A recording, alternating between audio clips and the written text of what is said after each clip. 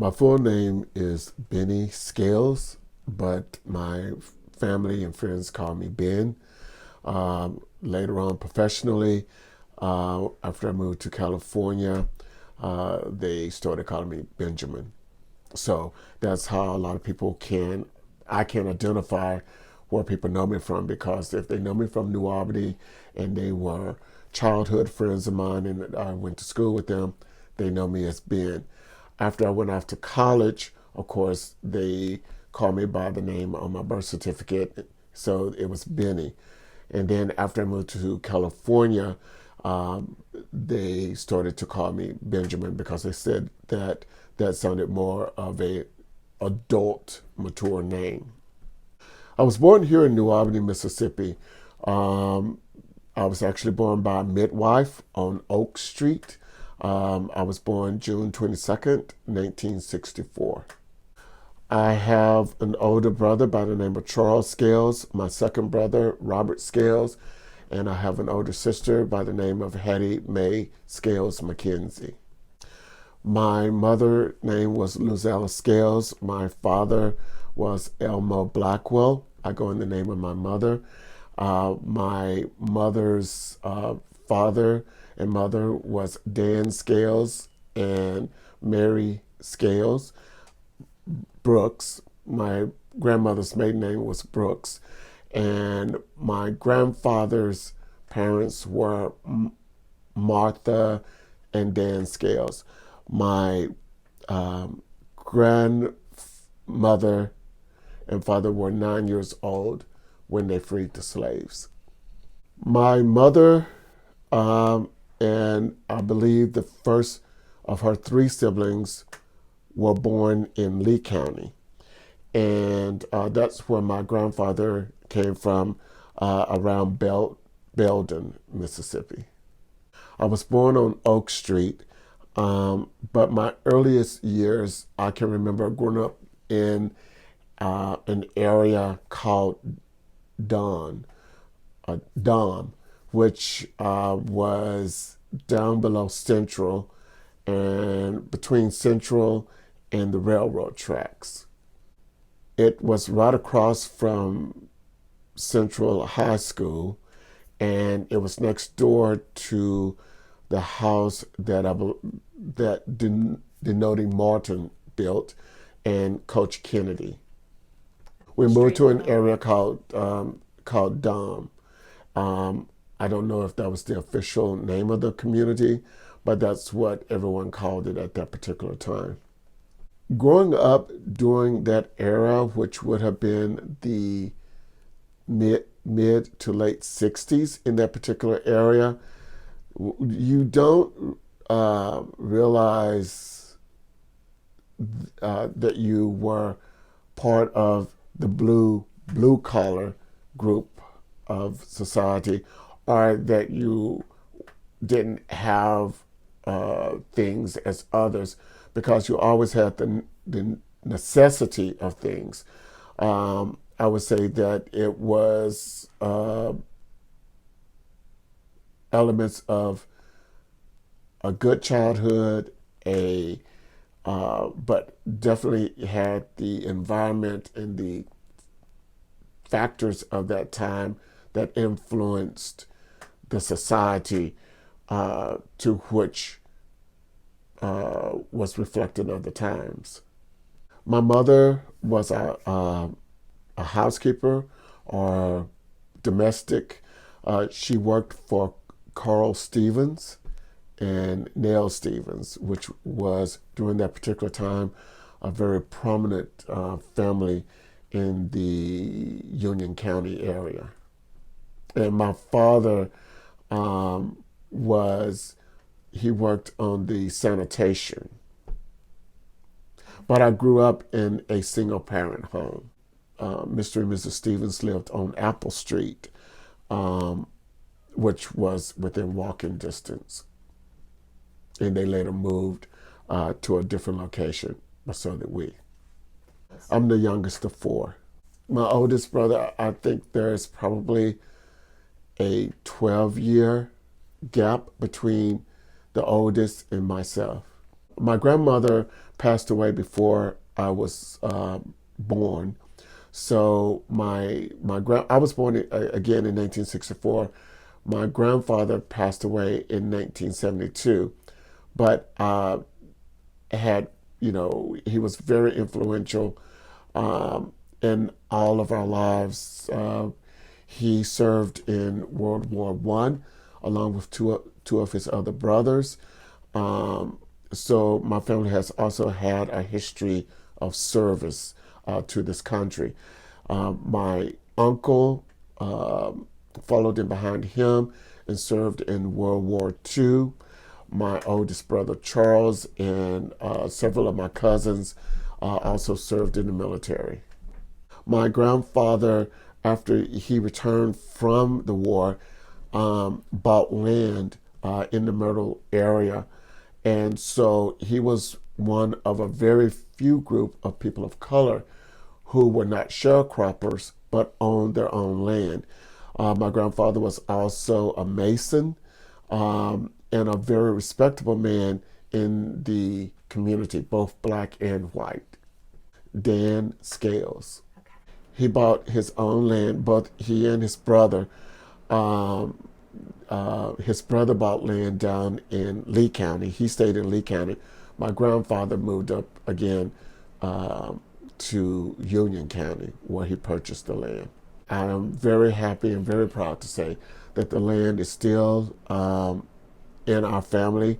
It is now, I believe, 6 or 7 generations that it has passed down through to our family.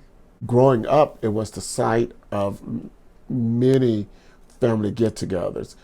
Every holiday, all of my aunts and uncles and cousins, we would all go out to the farm, and that's where we celebrated Christmas, Thanksgiving, 4th of July, any excuse of a holiday. And all of my aunts, everybody cooked their best dishes, cakes, and it was just a real festive time. And it also brought about a true bond of family with us. We didn't really even see ourselves as cousins. We saw ourselves as brothers and sisters. Um, during this time, the Blake uh, the Blake family, which was my mother's sister, Maddie Lee Blake, and my her husband James Blake. So that was one branch of the family.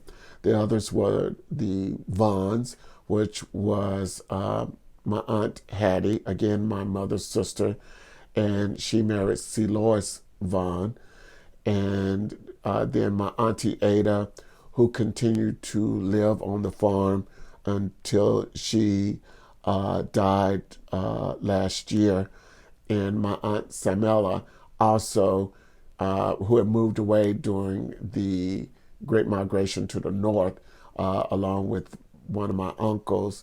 She returned home after my grandfather died and lived with my auntie Ada.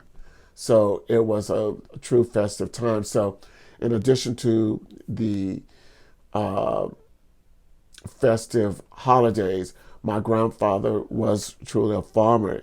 We had cows and horses and mules and goats and chickens and ducks and all of those amazing things. And he was, in the early years of growing up, he was still farming as he had as a young boy in the early um, 1920s, around that time period. So when I look back on it, it was an actual window in time because he was still farming with mules and those tools that they used in the late 1800s. So it was an amazing time period. And he also grew cotton, corn, sorghum, and almost everything that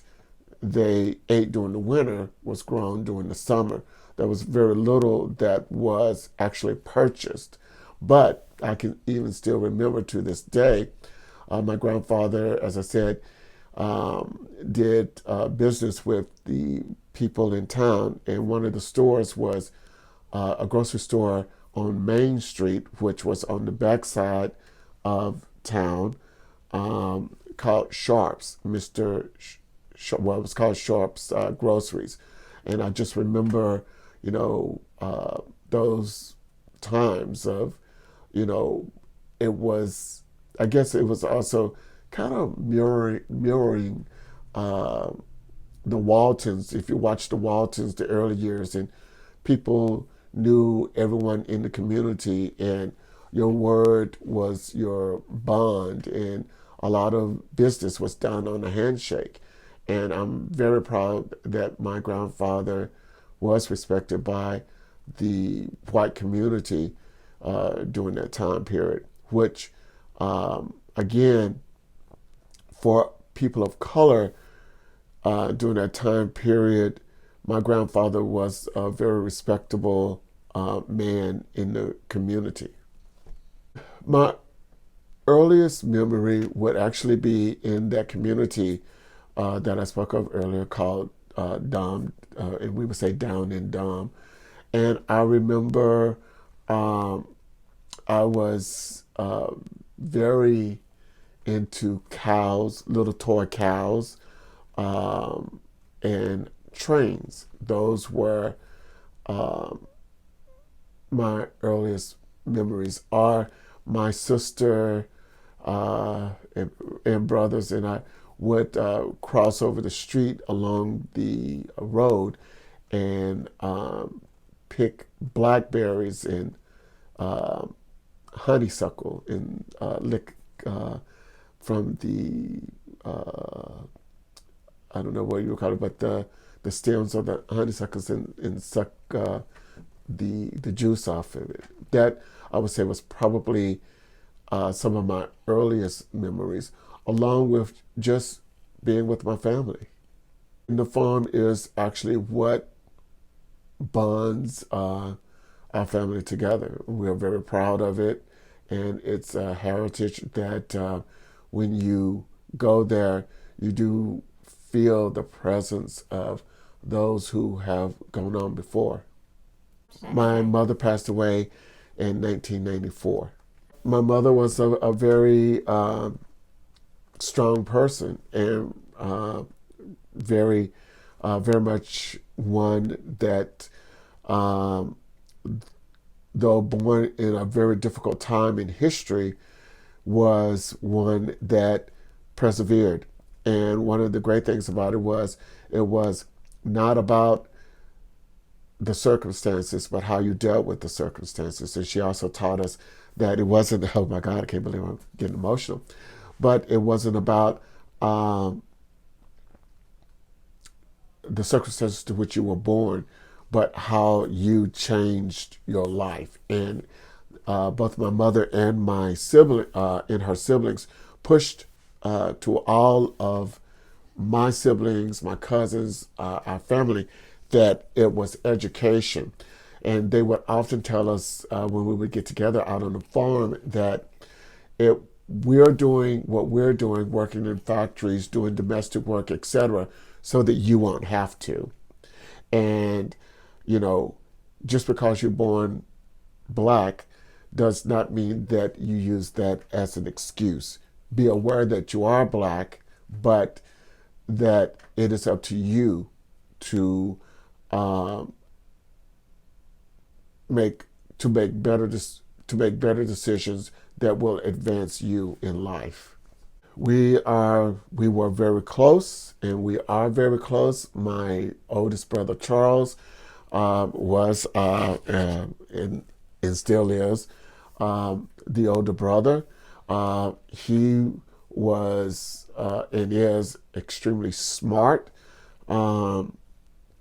He went off to college. He went off to join the military after graduating from W.P. Daniel, and he was stationed over in Germany, My second brother, Robert, also attended W.P. Daniel, and after school went to join the northern part of our family in a town called Racine, Wisconsin.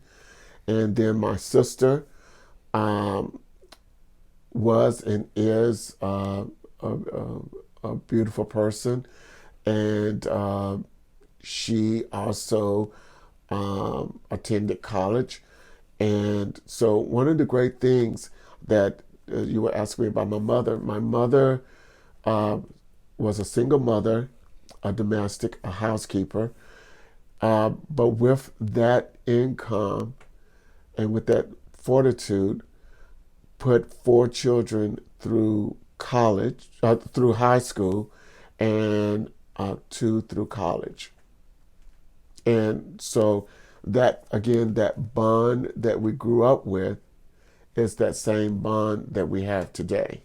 We're all four still together. We was just together a few days ago. We went up to Wisconsin because, unfortunately, uh, our last uncle and the patriarch of our family passed away. But it gave us an opportunity to be together, and we were also together this past Thanksgiving. Going to church every Sunday was a requirement. My mother, we went to church every Sunday. I grew up at my earliest memories of church was Reeves Street Church of God, and I believe now it is called Holy Temple Church of God, led by Bishop Farrell currently. But I, as a teenager, early teenager, left that church and went to, and my mother allowed me to join another church called Golden Gate Church of God in Christ, where the pastor at that particular time was Elder Robert Lee Hamilton. The early part of my childhood, still later, we grew up on a street called Church Street. And it was a neighborhood bustling with children. It was truly that neighborhood in that community where the adults in other households looked after the children in other areas. And if you did something, you know, the someone in the neighborhood would tell your parents. So it was truly a neighborhood, and it was truly a little bubble, because growing up during that time, we were really, which would have been the early to mid 70s, we grew up in a bubble, not much aware of like the troubling times, whether there be racial issues or political environment. It was truly a time that children could be children. You could, I remember my parents would leave and leave the door unlocked. They would, leave us, at home while they went and did errands and things like that. And there was a sense of safety. And a lot of the terrible things that you heard about was somewhere else, miles away, and not in this, in this particular area. And I would even go as far as to say that didn't New Albany have issues in racial issues? I'm sure that they existed, but I think it was during a time that people in the community, they knew their place, and you just abided by that. And you didn't hear of the issues that were in other places. In hindsight, looking back, there were things that that were no different than other places. I often talk about growing up. I remember my mother and one of her friends, her name was Miss Evelina Braddock. They were on the sidewalk, and I can picture this today, uh, as though it just happened yesterday. And this happened many, many, many years ago. They were on the sidewalk downtown, around by Mr. Sharp, and they were talking. And these two white women were coming toward us. And I remember my mother taking me by the hand and pulling me to the side. And my mother, Miss Evelina, and myself both stepped aside so that they could pass by. And I never fully understood that. Uh, but again, in hindsight, now looking back, I I understand the structure of society and what was happening, and that was a racial thing of superiority and uh, giving, I guess you would say, deference, respect, or whatever. But that's something I do remember. There was Howard's Snack Bar. They owned a delicatessen and uh, a hotel. Miss Hill, she owned a grocery store. Miss Booze also owned a grocery store. Uh, then there was Mr. Bradley, who owned and still owned a barber shop. And there was Miss Hazel, who owned a snack bar, pool hall, and a beauty shop. So there were definitely black-owned businesses. From Dom, we moved to an area called Church Street, which is where it was called Hazel Simmons uh, Snack Bar and Beauty Shop, which was, and I think the street is still called Church Street, which is just a little east of uh, New Albany Middle School. And from there, we moved into what we called the subdivision, but the proper name of it, I believe it was called Boone's Subdivision. When we left Church Street, we moved to the subdivision on a street called Brookwood. I think I started first grade and second grade over at Central. Then we moved over to Bill Ford. They reopened Bill Ford.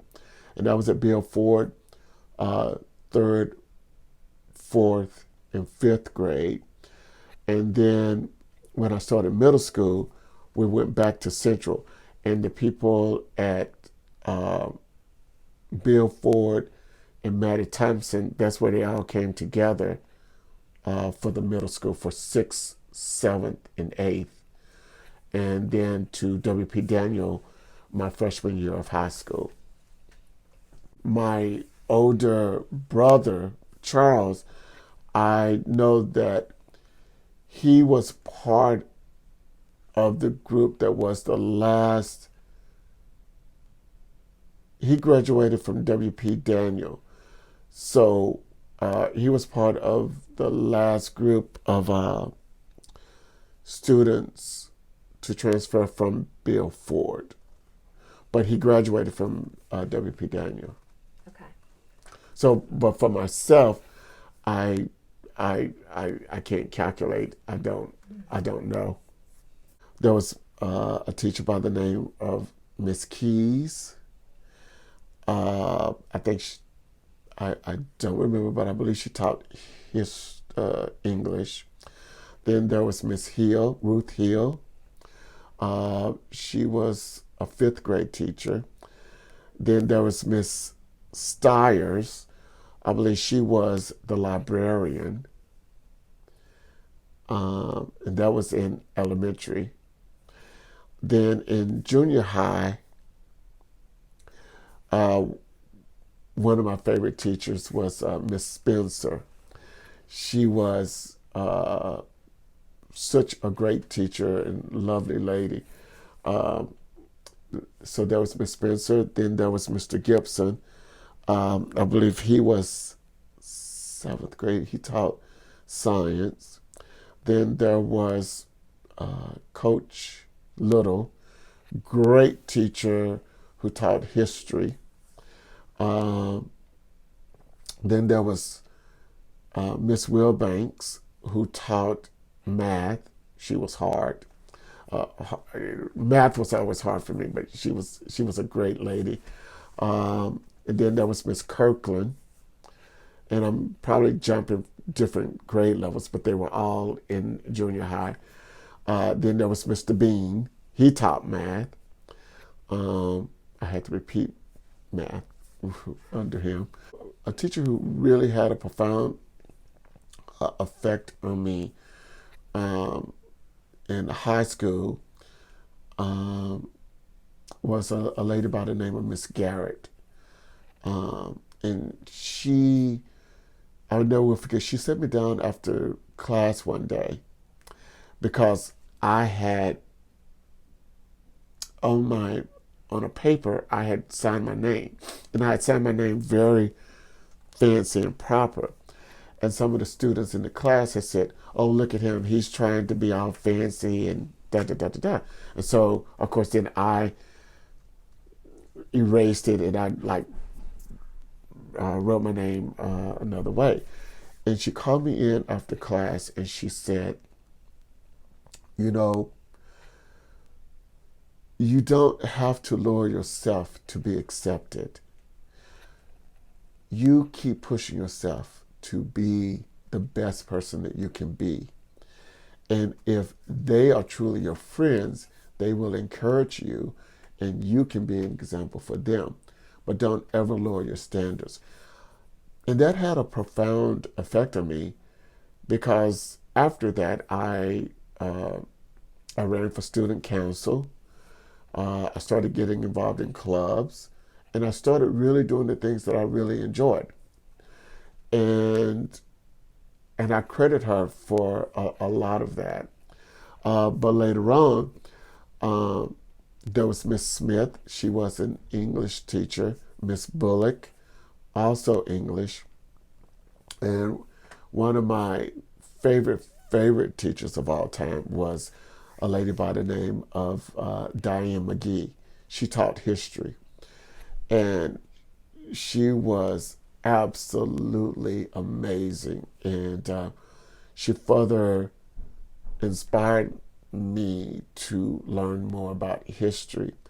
And in addition to that, there was also Miss Kimmons, who was the librarian at the time. Yeah, those I think that teachers play a very important part in the lives of our children.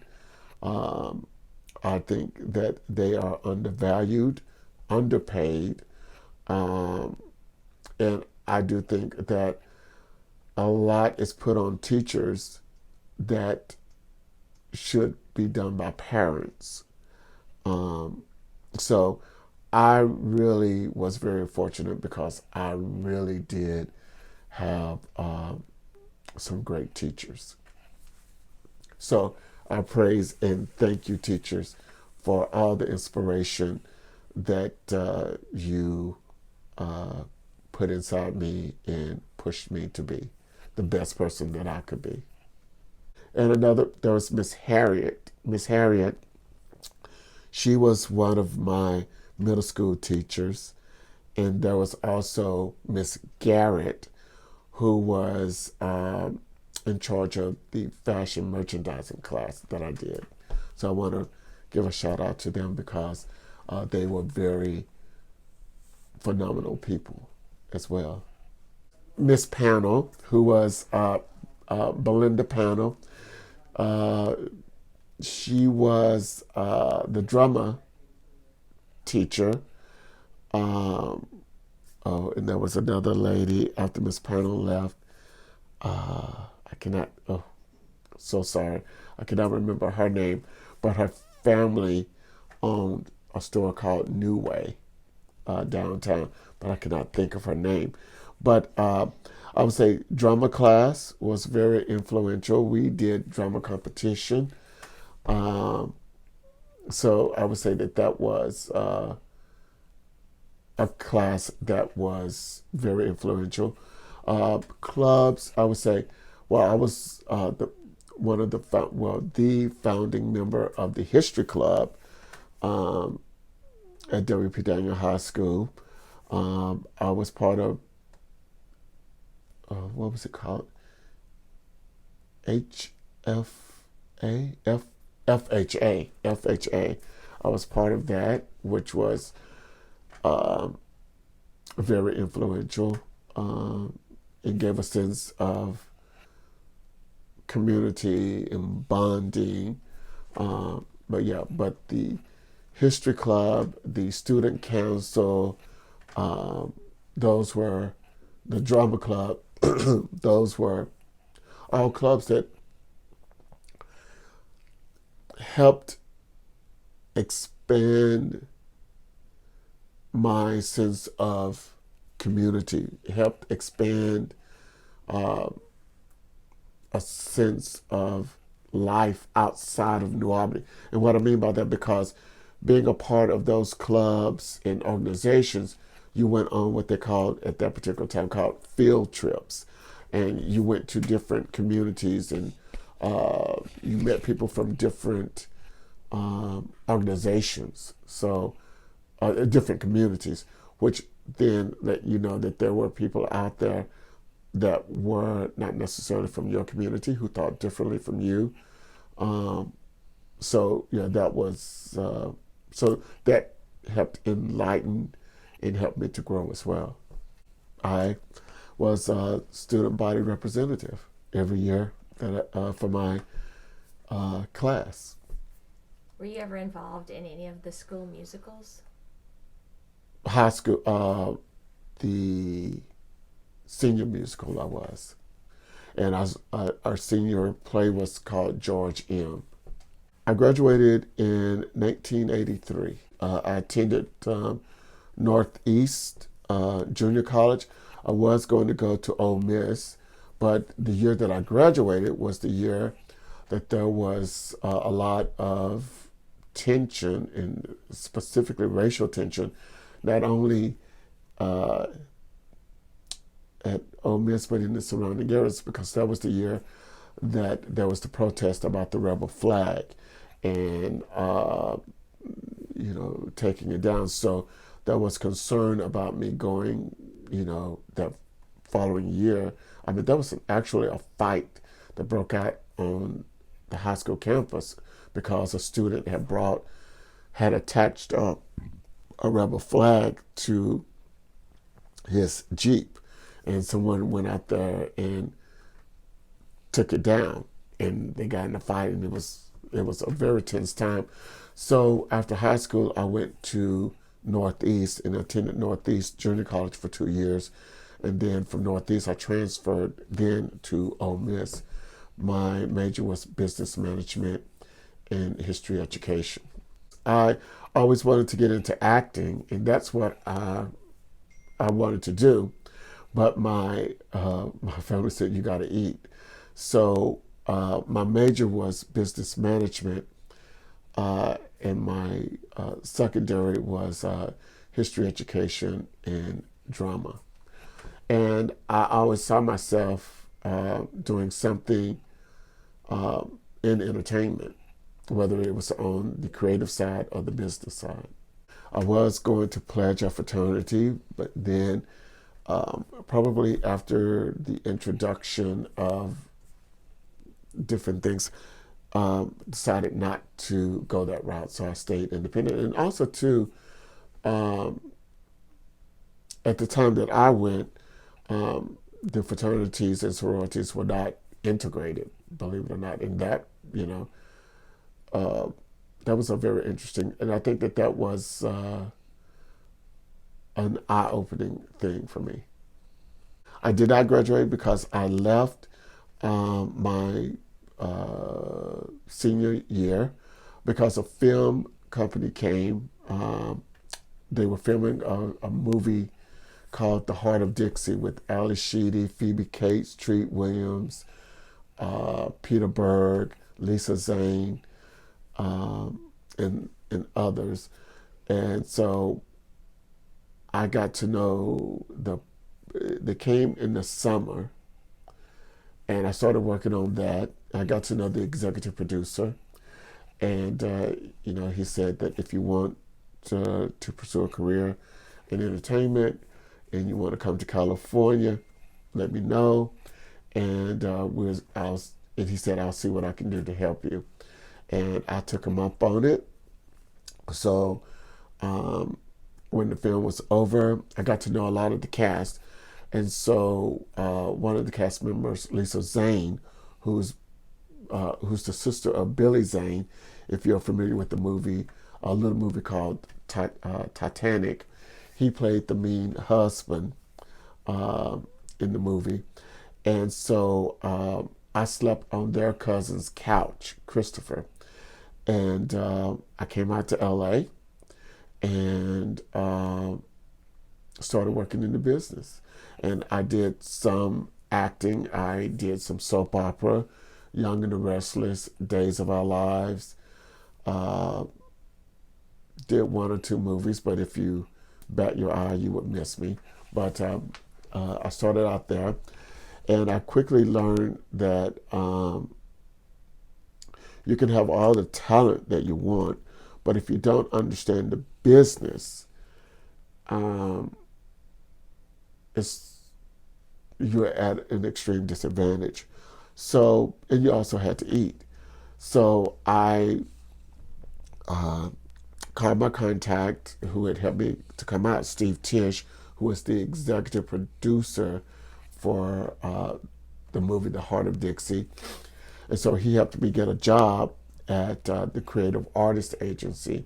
Started out at the ground level, but it helped me start understanding how the entertainment industry worked. My initial goal was just to learn how the business worked, get a steady income to support myself. But then I started rising through the ranks there, and so it was kind of like bologna and cheese or steak and potatoes. Well, the steak and potatoes started looking pretty good, and so I decided to stay on the business side of the entertainment industry, and started working my way up that way. So, what year was that you first moved out? I moved out permanently in 1988. It was the year that my niece Shannon was born. So that's how I remembered. I moved out a week before she was born.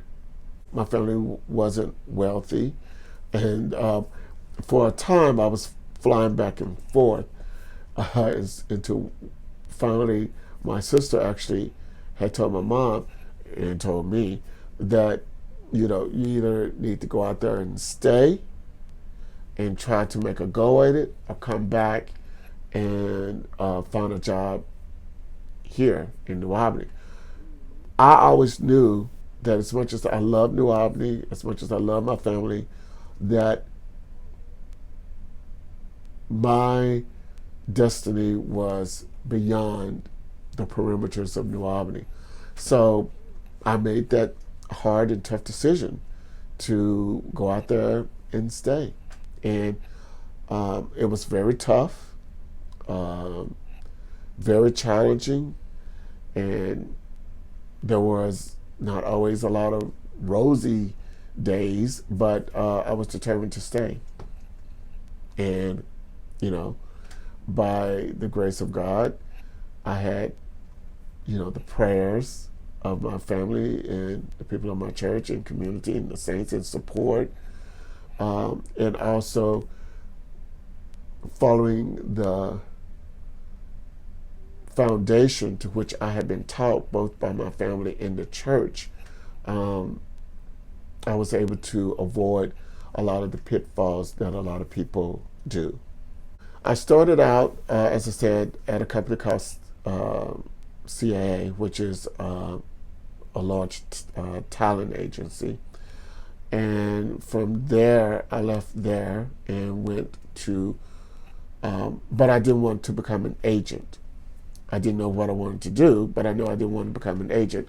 And I knew that acting probably was not going to be a career for me.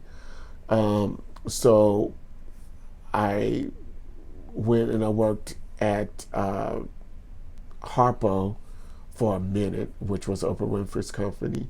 Then a headhunter called and said, I have this position at William Morris. They have just bought another company called Triad, and they need someone to come in and help them organize. Are you interested in doing it? And I told them that I was. I got the job, and so I started working my way up from there. First, just getting in, and then I was promoted to operations, and then from operations continued to rise up to head of operations for domestic. And then 3 years ago, I was promoted to the global director of operations for WME. I'm responsible for keeping the continuity of all the offices of the music division. I work in the music division, and I'm responsible for the hiring, the staffing, the training, the also keeping the continuity of all of our offices together in the UK, New York, Nashville, Beverly Hills, and Australia offices. And also when we hire new agents that come into the department, and also new companies that we purchase, I'm responsible for the integration of those companies. And again, one of the primary things that I do is oversee all of the day-to-day running of all the offices, and I report into the head of the music department.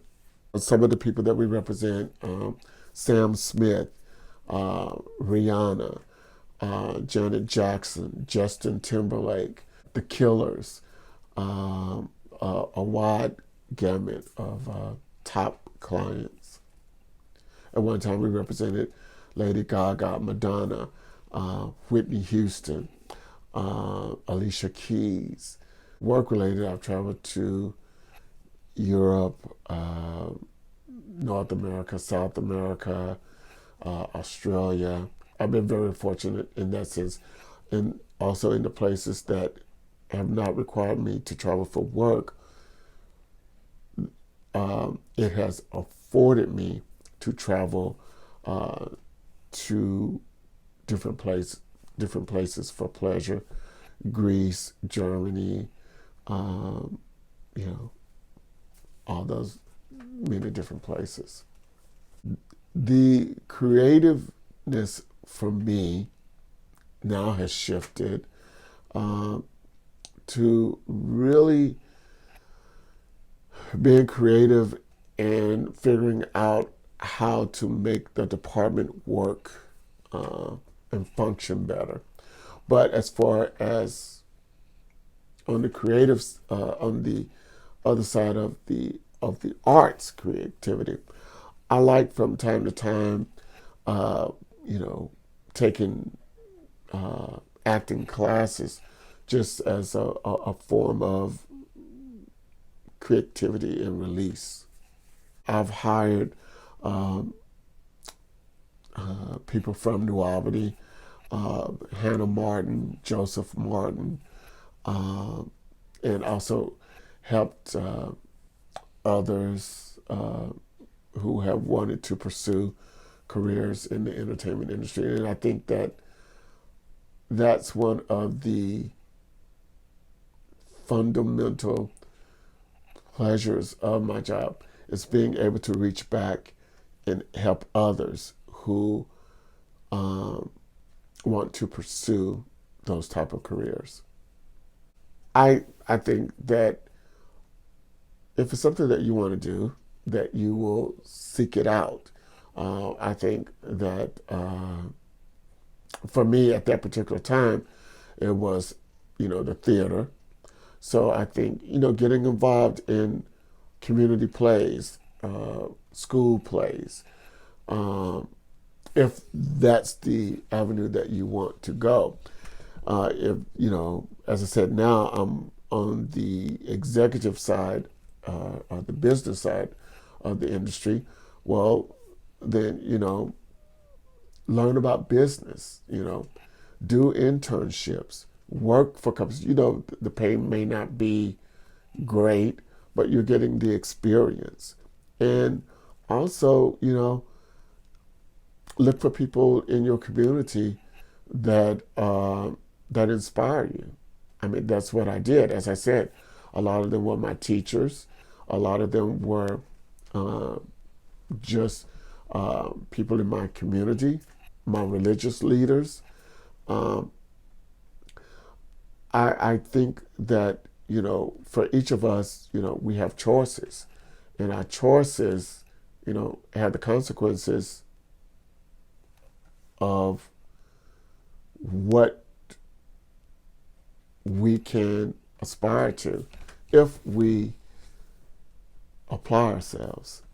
I read about it in the newspaper, and I didn't know how it was going to go about, but I knew that for me this was my time, and I went over, and a lady a friend of my sister's and a member of my original church, her name was Faye.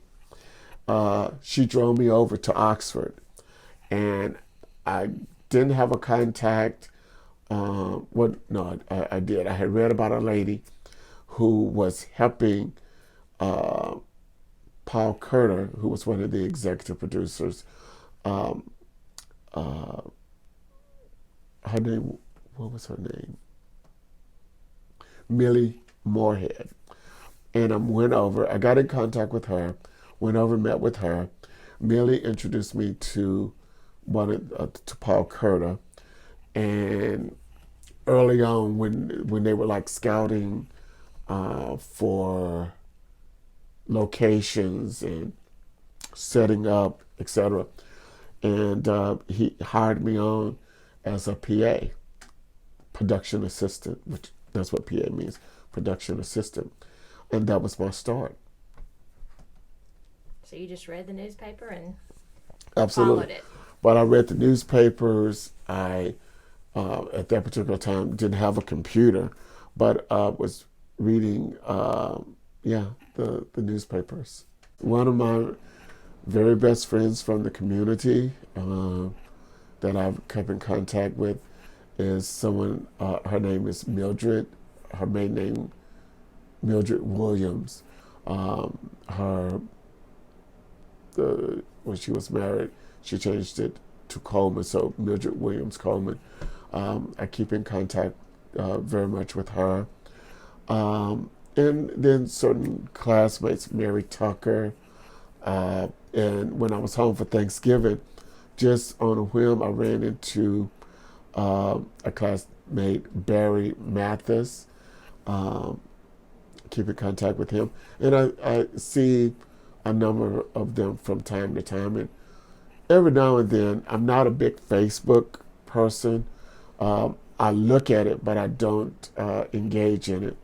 But sometimes I will send a message, or somebody will message me or text me or something like that. Yeah. Hannah Martin's father, Adam Martin, who is a chiropractor here in New Albany, and his wife, Tara. I mean, I'm very close with them. Beth and Bill Parks. Um, these are people that I went to school with, and I'm still um, later in life either became close with them or continue to be close with. Hannah Martin has, and her brother Joe Martin. Um, they've stated they left the agency where I originally hired them, but they are now living in Nashville, Tennessee, and still pursuing careers in the entertainment industry. And there's actually another young man that's out there right now. Uh, I cannot think of his name, but his mother is, her maiden name is Edwards, Mary Edwards. Her son is out there. His name is just not coming to me, but he's currently out there pursuing a career in the music industry. And I would say, if it's something that you really want to do, no matter what the obstacles are, you will find a way to persevere. But I would say that you do have to have a good, solid foundation, and realize that it's not going to happen overnight. It could, but more realistically, it's not going to happen overnight. It's going to take time. It's going to take perseverance. Do I recommend it? I recommend it if it's what you truly want to do.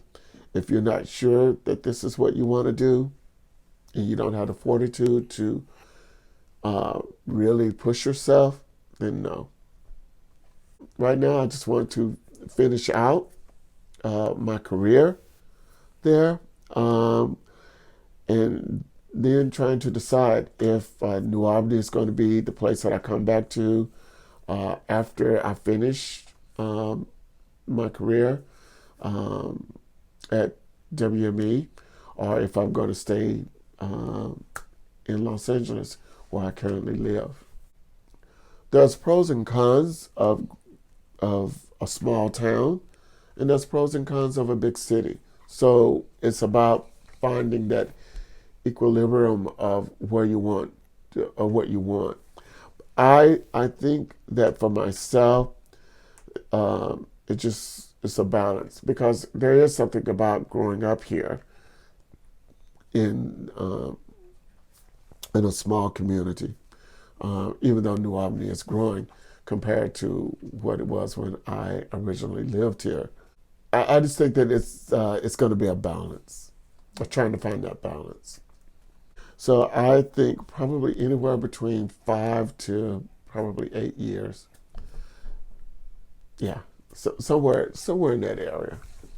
In the line of work that I do, it is very busy. You're dealing with a lot of moving parts, with a lot of different people who don't necessarily have the same kind of grounded, what I would consider grounded background as yourself. So you have to learn to deal with different personalities, and the industry itself is evolving and changing. So yes, it's very, very, very busy, and that's one of the great things about coming back to New Albany and actually going out to the farm, because you're able to decompress and really get back to what is truly important in life.